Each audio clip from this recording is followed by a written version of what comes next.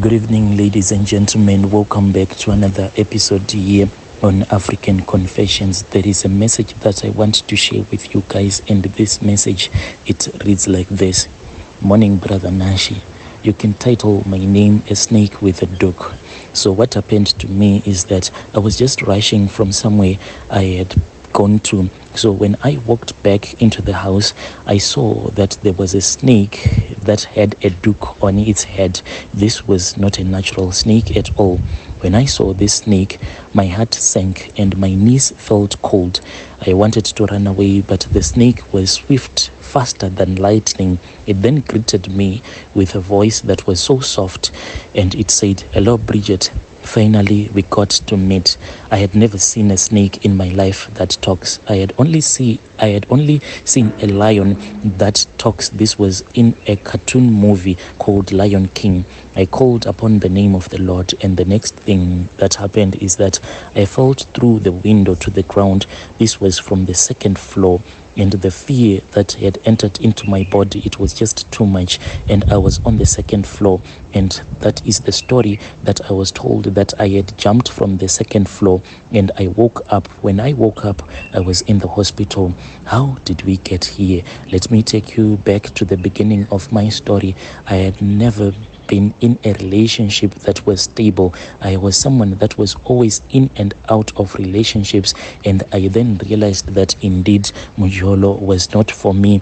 I would meet up with a guy, fall in love with him, and when he was about to pay lobola, something strange would always happen and he would lose interest in me at a point where I had given up on my life. That was when we went at this other youth camp in church. That was when I met this other guy. His parents, they were the elders in the church, and they were highly respected people. His name, I'll call him Brian, a tall, handsome guy, broad shoulders. He had dimples, and whenever he would smile at you, you would feel all the butterflies in your stomach moving.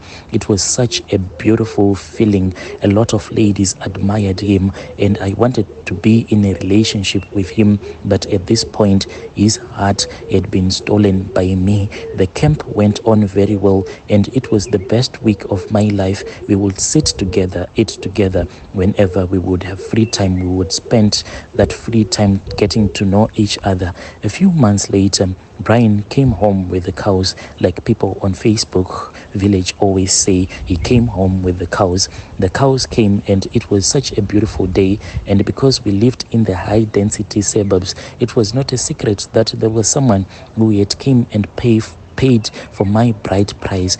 All my mother's friends were there, running up and down with the pots, cooking chicken for the guests, and all of my girls wore those beautiful attires that they call the Lobola squad back in my country. I broke the record because my boyfriend Brian, my husband to be, paid in US dollars, and I had never seen such a huge lump sum of money. All the uncles left shaking their heads in agreement that this young man was as dedicated to me as I was dedicated to him. This was nothing but true love. The next few months, his uncles came back and they asked for a wedding, and my parents, like as people who had received money, had nothing to disapprove but to agree, and they gave a date for our holy matrimony. We got married, and seeing both families coming together was such a beautiful day, a touching event, and my parents, they even cried. I ended up crying. We cried together with my sisters because they knew how much of a struggle, how much I had struggled to finally find my Mr. Right, just like my siblings used to call him my Mr. Right. As soon as our wedding was over, we flew to Greece for our honeymoon, and as a virgin, my husband was extremely happy to receive such a gift from me. I had never slept with a man before, and he respected me for that, and he treated me in a very special manner. This is the time our son was conceived. This was like the time when our son was conceived. Everyone loved Uncle Brian. He was the sweetest of them all, but to me, he had changed. People didn't realize that I was now living with a monster. He had become became a true monster. My in-laws loved me and they waited eagerly to meet their grandson. Meanwhile, Brian had turned a cold shoulder. He was now cold towards me. He didn't like me at all. I started wondering what had happened to him. I asked around and people told me that this is quite normal, like when you are pregnant, for your husband to dislike you because of the hormones. And they said that it was because of the pregnancy.